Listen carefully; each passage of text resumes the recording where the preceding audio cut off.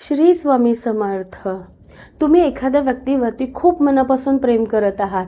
त्या व्यक्तीचं देखील तुमच्यावरती खूप प्रेम आहे, परंतु आता काही कारणास्तव तुमच्यामध्ये वादविवाद चालू आहेत, भांडणं चालू आहे. त्यामुळे तुमच्यामध्ये दुरावा आला आहे किंवा ती व्यक्ती देखील तुमच्यावरती प्रेम करते, परंतु तुमच्या घरचे किंवा त्यांच्या घरचे लग्नासाठी जर रेडी होत नसतील, अशा वेळी तुम्ही या शनी जयंतीच्या निमित्त एक साधा सोपा जो उपाय केला तर तुमच्या लग्नाच्या रिलेटेड जे काही प्रॉब्लेम्स क्रिएट होत असतील ते दूर होऊन तुमचं लग्न त्या व्यक्तीसोबत होईल. तुम्हाला शनी जयंतीच्या दिवशीच म्हणजे 16 मे 2026च्या दिवशी काय करायचं आहे, तुम्हाला एक नारळ घ्यायचं आहे.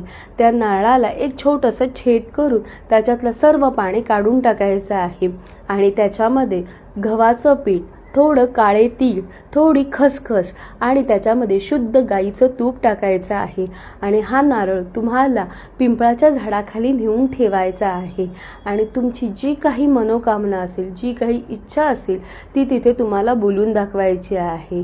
हा उपाय केल्याने तुमच्या लग्नामध्ये ज्या काही अडचणी येत असतील किंवा तुमचे घरचे रेडी होत नसतील ते लवकरात लवकर लग्नासाठी रेडी होतील आणि तुमचं त्या मुलासोबत लग्न लावून देतील.